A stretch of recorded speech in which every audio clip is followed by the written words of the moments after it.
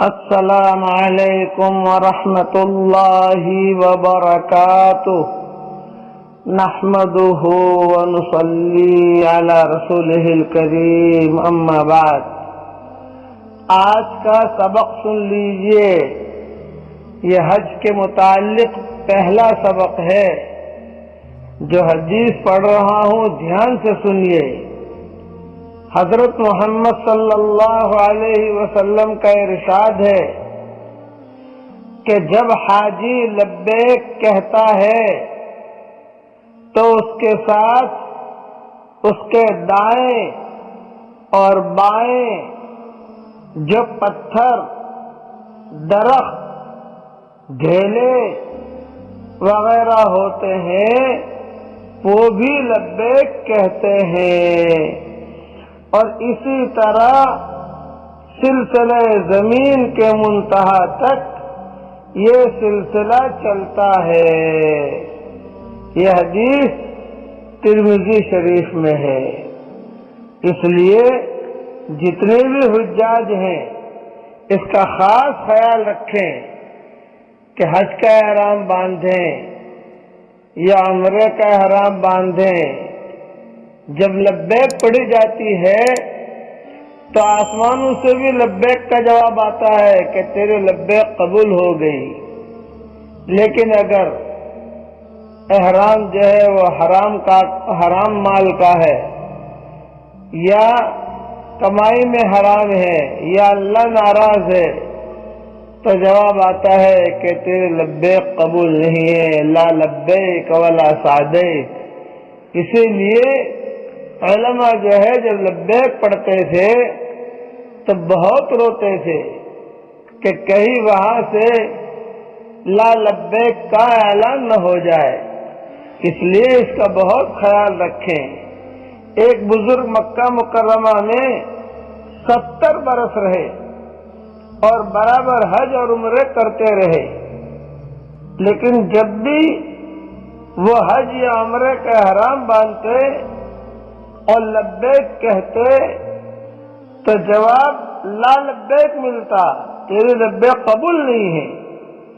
ایک مرتبہ ایک نوجوان نے ان کے ساتھ ہی احرام باندھا اور ان کو جب لا لبیک کا جواب ملا تو اس نوجوان نے بھی سنا، تو وہ کہنے لگا، چچا جان آپ کو تو لا لبیک کہا، یعنی آپ کے لبیک قبول نہیں ہے۔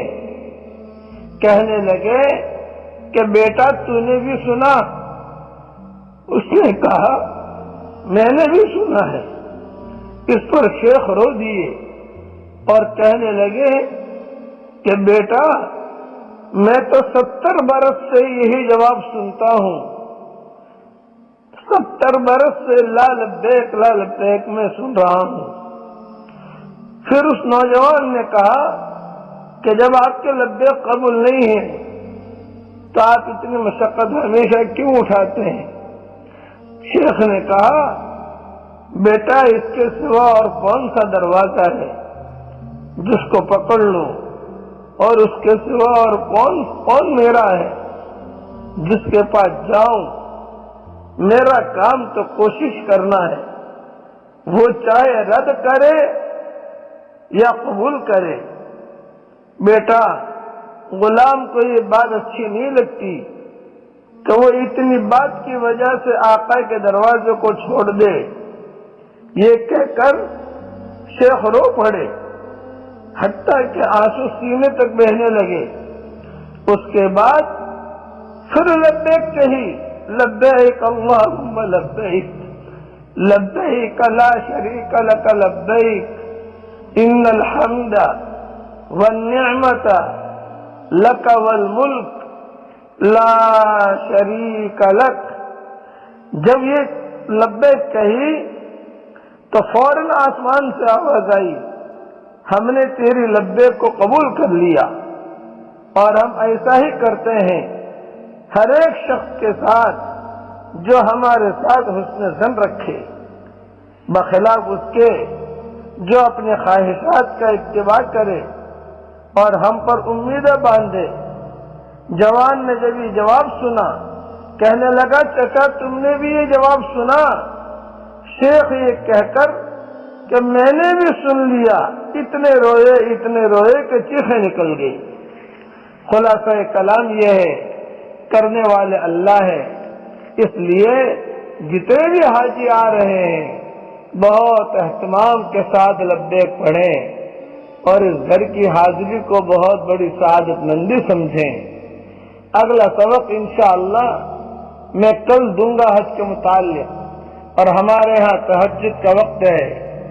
میں دعا کرتا ہوں کہ جتنے بھی حاجی حاضر ہوئے ہیں اللہ تعالی ہم سب کے لبیک کو قبول فرمائے، اللہ تعالی ہم سب کے حج کو قبول فرمائے، اور جتنے مسلمان دنیا میں مرد اور عورتیں ہیں ان کی تمنائیں ہیں حج کرنے کی، کہ اللہ تعالیٰ سب مسلمانوں کو حج کرنے کی اللہ توفیق عطا فرمائے، مرد ہو یا عورتیں ہوں ان کے لیے اللہ تعالیٰ انتظام فرمائے، اور قیامت تک کے آنے والی ہماری نسلوں کو قرآن سے اور دین سے اور حرمین شریفین سے جوڑ دے۔